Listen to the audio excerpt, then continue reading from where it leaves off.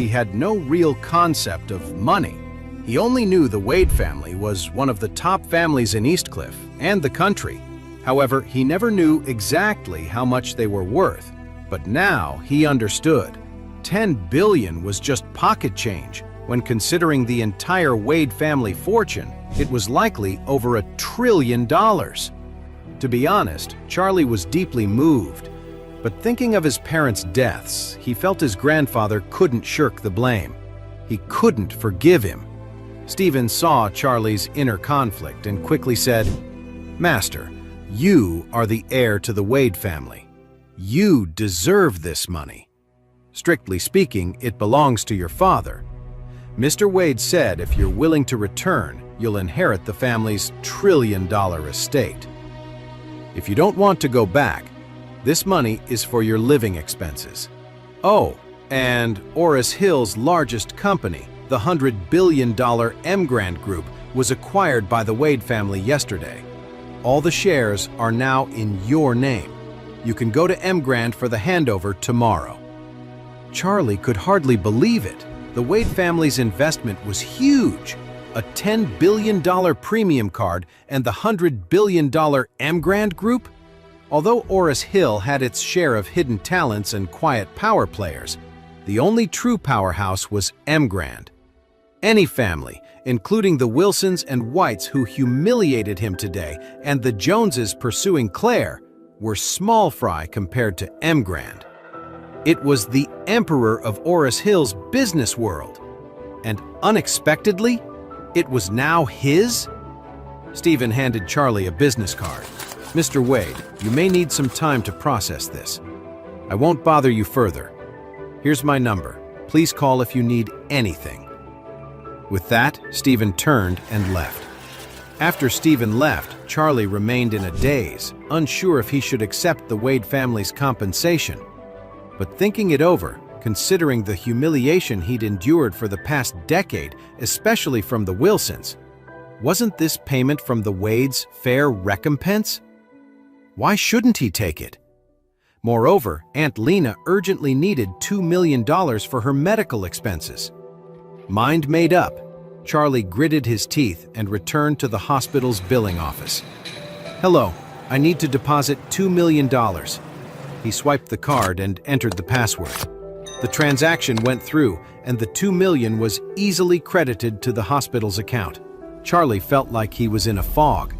Had he really become a billionaire, just like that? He headed home, still in a muddled state. Claire and her parents no longer lived in the Wilson villa, but in a very ordinary apartment building. They'd been driven out after Claire married him, following Ben Wilson's death. His mother-in-law was yelling, "That good-for-nothing Charlie, he made us lose face today. Claire, if you don't divorce him, your grandma will kick you out of the Wilson group." Claire replied calmly, "Then I'll find another job." Her mother snapped, "What's so great about that loser? Why can't you divorce him and marry Wendell instead? If you wed Wendell, our family can hold our heads up high." Claire's father chimed in, "She's right. Marry Wendell and will instantly become treasured in your grandma's eyes. She'll be falling over herself to curry favor with you every day." Claire stood firm. "Don't say another word. I won't divorce Charlie." "You stubborn child," her mother fumed. The two had just managed to persuade Charlie inside when they saw him. Both his father-in-law and mother-in-law had sour expressions. His mother-in-law snorted coldly. "A worthless piece of trash, and he has the nerve to show his face." Charlie sighed inwardly. His mother-in-law had always looked down on him, but what would she think if she knew he was now the boss of the Emgrand Group with $10 billion in cash? However, Charlie wasn't ready to reveal his identity yet. He'd been away from the Wade family for many years. Who knew what the family was like now? What if someone in the family were against him if he exposed himself? Better to keep a low profile for now. So he lowered his head and said apologetically, "Mom, I'm sorry for causing you trouble today." His mother-in-law scolded, "You're more than trouble. You're killing the three of us. Can't you be a little self-aware and get out of our house?" Claire quickly interjected. "Mom, how can you talk like that? Charlie is your son-in-law." "Bullshit," her mother retorted bitterly. "I don't have such a worthless son-in-law. The farther away you go, the better." Claire pushed Charlie. "Hurry, go to the room." Charlie nodded gratefully and fled to their bedroom. He and Claire had been married for 3 years, but never truly together. Claire slept on the bed while he slept on the floor beside her. That night, Charlie couldn't fall asleep for a long time. The day's events were shocking, and it would take a while to process everything. Before bed, Claire said to him, "How is Aunt Lena? I still have over 100,000 in personal savings. You can take it to her tomorrow." Charlie replied, "No need. Someone already paid for Aunt Lena's treatment and sent her to East Cliff." "Really?" Claire said in surprise. "So she is saved?" "Yes," Charlie said. "She has done good deeds and helped so many people throughout her life. Someone finally repaid her kindness." "That's good," Claire nodded and said to Charlie, "You can breathe a sigh of relief." "Yeah." Claire yawned. "I need to get some sleep. The company has a lot going on lately, and I'm exhausted." Charlie asked, "What's happening at the company?" Claire explained, "Business isn't great. Grandma has always wanted to partner with a big corporation like the Emgrand Group, but the Wilson family is much weaker in comparison. People look down on us." Charlie suddenly thought of Emgrand and asked, "The Wilsons have no cooperation with Emgrand?" Claire laughed at him. "How could the Emgrand Group ever consider working with us? Even Wendy's fiancé Gerald and his family barely measure up to Emgrand's standards. Grandma is counting on them getting married so the Whites can help the Wilsons connect with Emgrand." Charlie nodded. So that was the Wilsons' plan. They were dying to work with Emgrand. However, Mrs. Wilson was dreaming if she thought it was possible. Little did she know, he now owned the Emgrand Group. With that in mind, Charlie decided to take over Emgrand first, then give Claire a boost through the company. She had been bullied too much by the Wilsons.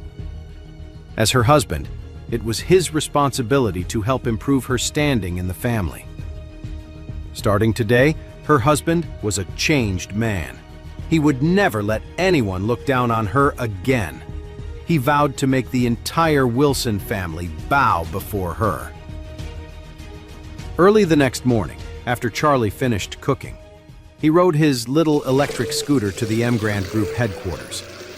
He parked the scooter next to the company parking lot and had just locked it when a black luxury car slowly pulled into a space opposite him. Charlie glanced up and saw a young man and a woman exiting the car. The man was dressed in a high-end, stylish suit, while the woman was pretty in a slightly gaudy, coquettish way.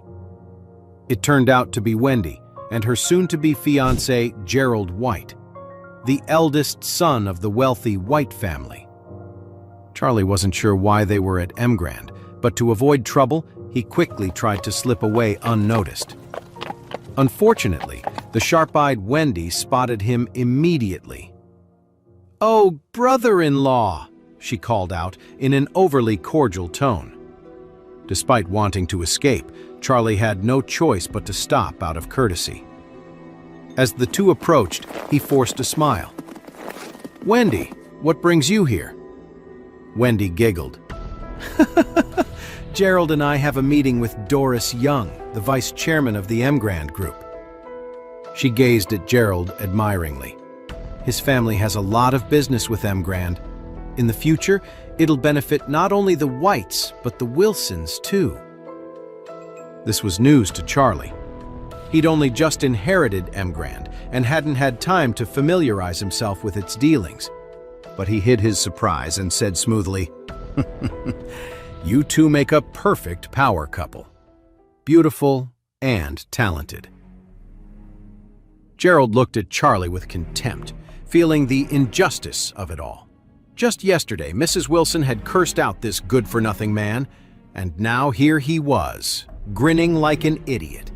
How could a stunning woman like Claire have married such a useless loser? If it weren't for him, Gerald would have pursued Claire relentlessly.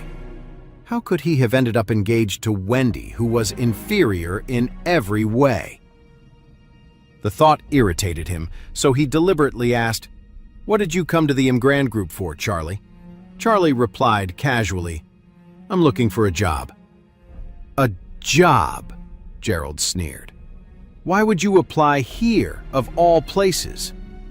Frowning, Charlie said, "What does my job search have to do with you?" Wendy chimed in, eager to join Gerald in mocking him. "Is he wrong, though? Do you even have a diploma to your name? Any accomplishments besides being a good-for-nothing? The Grand Group wouldn't hire a waste like you even as a security guard. If you had any self-awareness, you'd go pick up trash on the street. At least you could make 2 or 3 grand a month." She tossed her empty drink bottle at Charlie's feet. "Hey, don't say I never look out for you.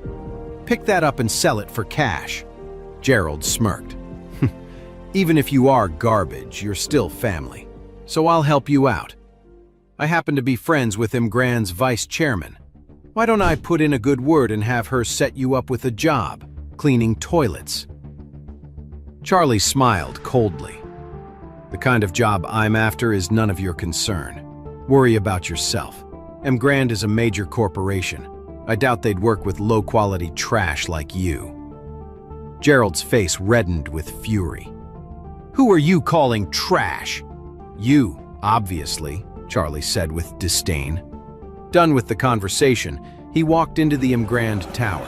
"Hey, stop right there!" Gerald shouted, chasing after him. He caught up at the elevators, itching to teach the arrogant jerk a lesson with a few slaps to the face.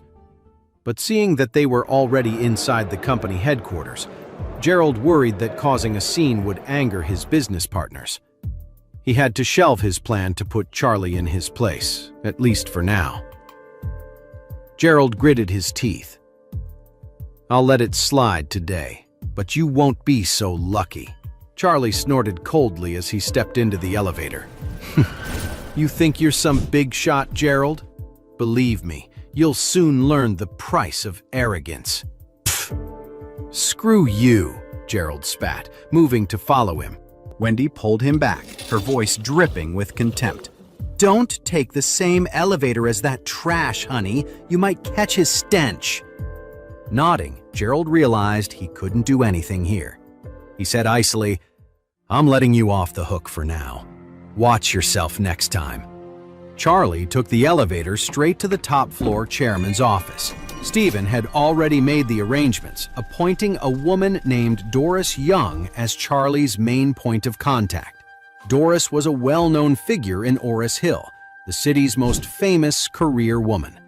Beautiful and exceptionally capable, she had risen to become Grand's vice chairman at a young age, playing a key role in the company's success. With Grand now acquired by the Wade family and the former chairman stepping down, Doris had stayed on to assist the new boss. She was shocked when she saw how young and handsome Charlie was. Quickly composing herself, Doris said respectfully, "Mr. Wade, please come to my office.